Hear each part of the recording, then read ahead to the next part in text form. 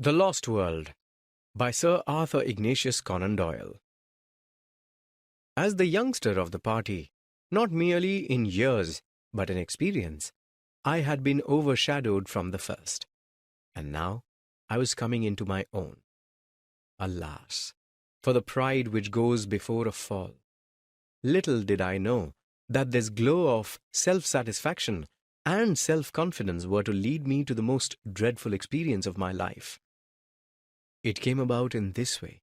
I had been unduly excited, and sleep seemed to be impossible. Summerlee was on guard, sitting hunched over a small fire. Lord John lay silently. Challenger snored with a roll and rattle which reverberated through the woods.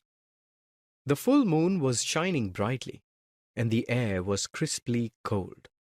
And then suddenly came the thought, what a night for a walk! Suppose I stole away and made my way down to the central lake and came back with valuable information? Then we should return to London with first-hand knowledge of the central mystery of the plateau. What a 3-column article for the paper! I slipped out, but had not gone 100 yards before I deeply repented my rashness.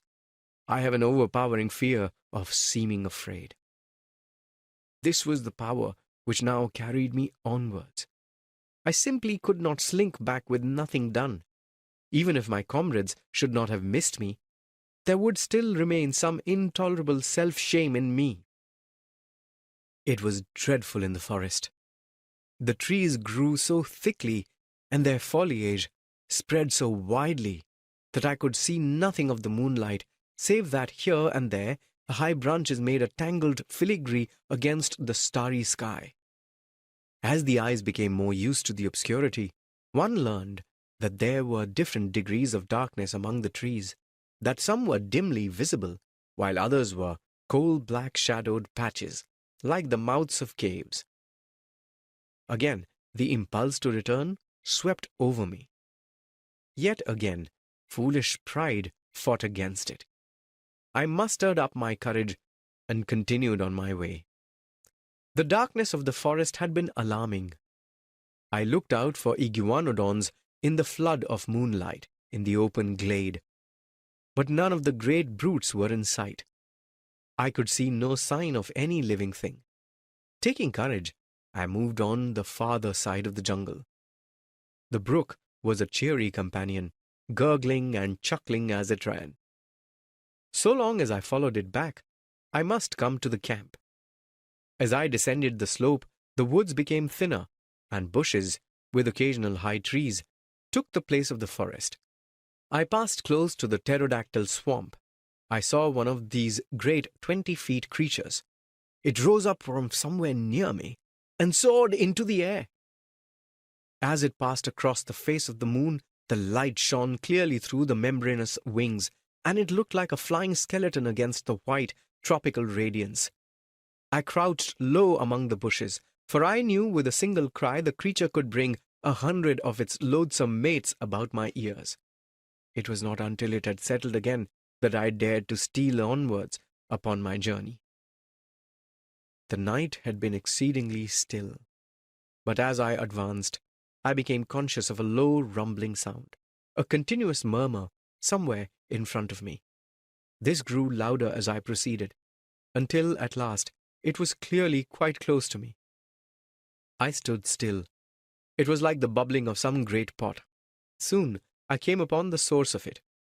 It was a lake of some black, pitch-like stuff, the surface of which rose and fell in great blisters of bursting gas. The air above it was shimmering with heat, and the ground round was so hot that I could hardly bear to lay my hand on it.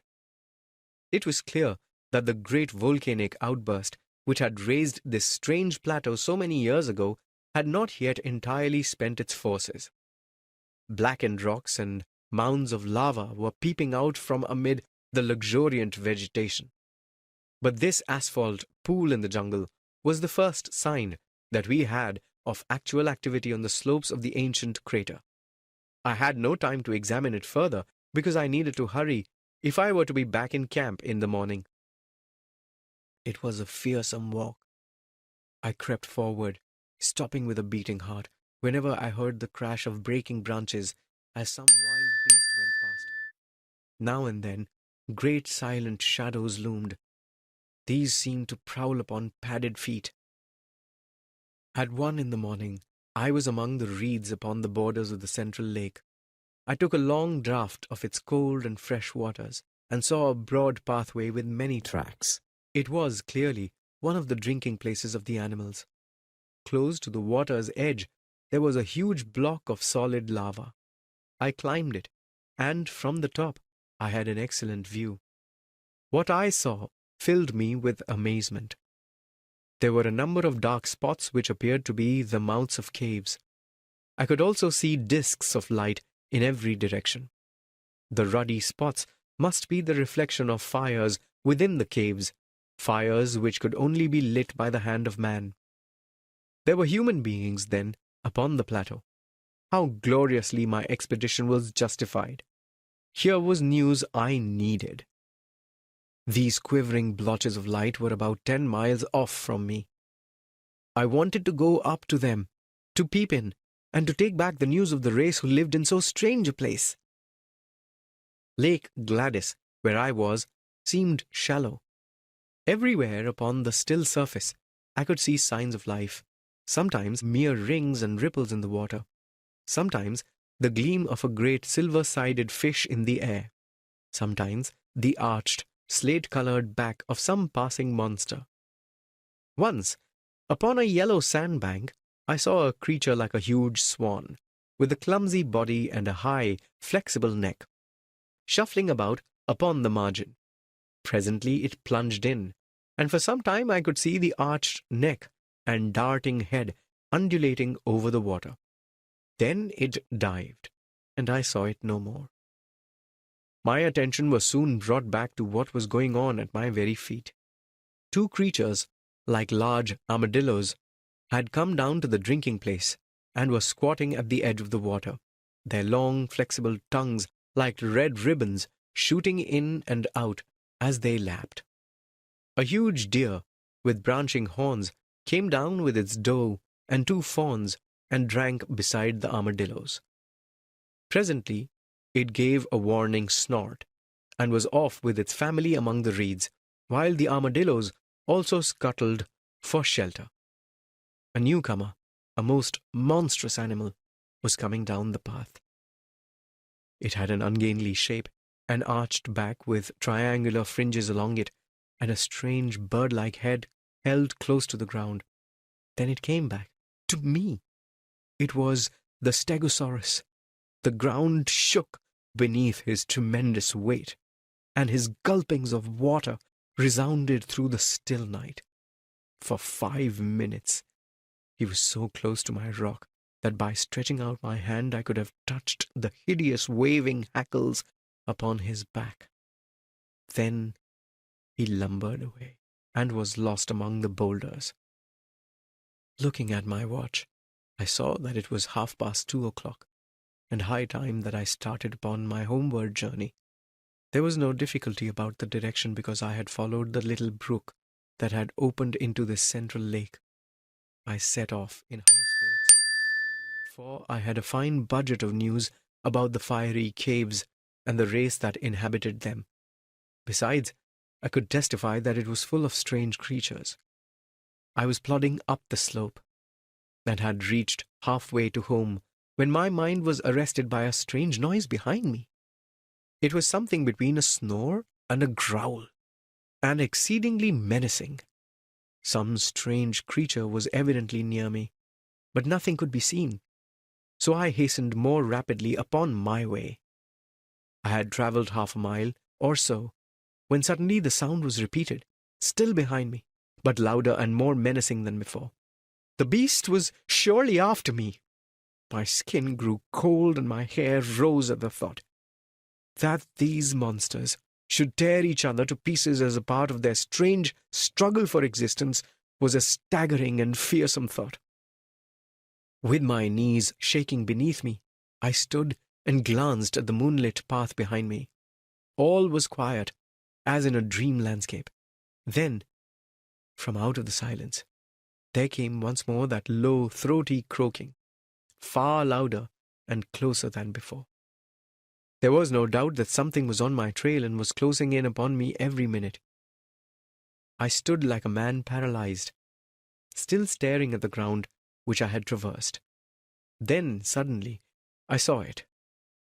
At the far end of the clearing was a great dark shadow that hopped out into the clear moonlight. The beast moved like a kangaroo, springing in an erect position upon its powerful hind legs, while its front ones were held bent in front of it.